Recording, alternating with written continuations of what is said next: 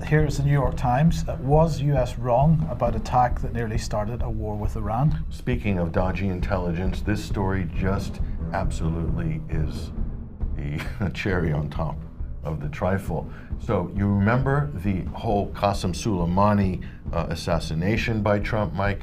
And after the New Year as well, and how that whole drama unfolded, the attack on the US Embassy and so forth. It all started here on December 27th. There was an attack on the US joint base in Kirkuk, Iraq. This was the thing that supposedly started the chain of events that brought the US and Iran and the world very, very close to a dangerous a multinational conflict, okay?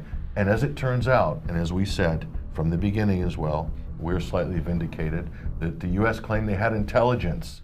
They say they had intelligence about that this was an Iranian-backed militia that attacked this US base and killed a US contractor, okay? That was the whole battle cry. It turns out, Mike, that this intelligence was, it looks like it's not credible. Of course, the Iraqis were saying this at the time, but the media were ignoring them. Let's look at what the Iraqi military have said in their investigation. We'll take a look at this, and there's Donald Trump there on the side. Basically, the Islamic State had carried out 3 attacks relatively close to that base in the 10 days before the attack on the K1 base, okay? Iraqi intelligence officials sent reports to the Americans in November and December warning that ISIS intended to target the K1 and an Iraqi air base in Kirkuk province that is also used by American forces. And they go on to say all indications are that it was Daesh, that's ISIS, says Brigadier General Ahmed Adnan, the Iraqi chief of intelligence for the federal police at K1. I told you about the 3 incidences in the days before in the area. We know Daesh's movements. That was all ignored by the United States, by Mark Esper, by Mike Pompeo, by the White House.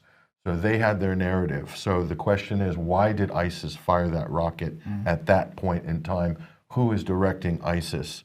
Nobody knows. Nobody knows. Nobody knows. Anybody could be ISIS, theoretically, as long as they have the armband or fly the flag, basically. So there are forces, clandestine forces behind the scenes that could have very easily orchestrated this series of events. And according to the U.S. intelligence, no, it was an Iranian-backed PMU, and the People's Mobilization Units. It was part of the Iraqi military. They blamed it on them, and that nearly started World War III.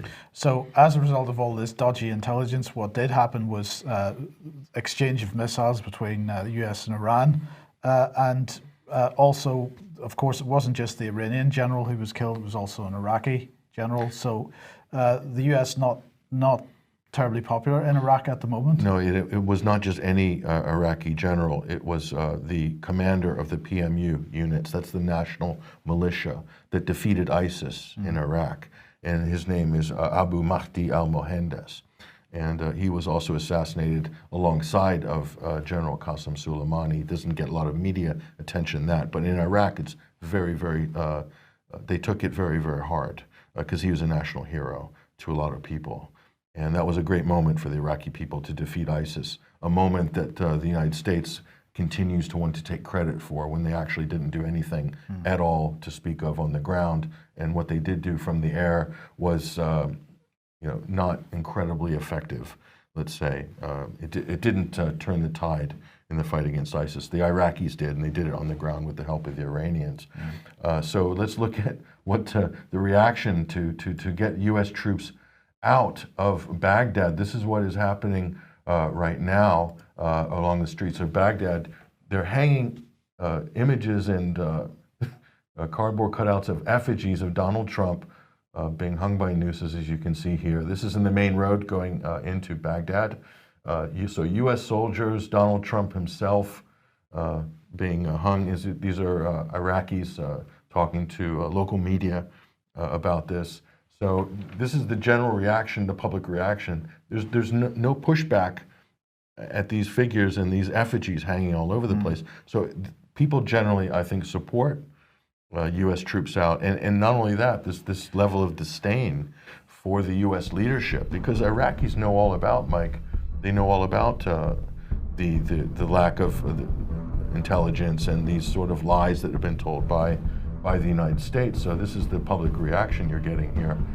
So this is a big shift away from maybe a few years ago, at least, even after the occupation. By some people, I think the United States has basically extinguished and expended any goodwill that was left in Iraq is pretty much gone now as a result of this action they took just after the new year. So will they leave?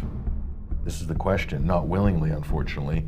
So eventually they will leave, Mike. They will leave. They'll have to leave. But I don't think they're going to leave on their own volition just yet, and that's going to be problematic.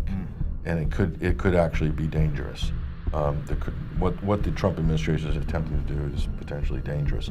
They were asked to leave, and they're not leaving. So we have, again, an occupying force in Iraq.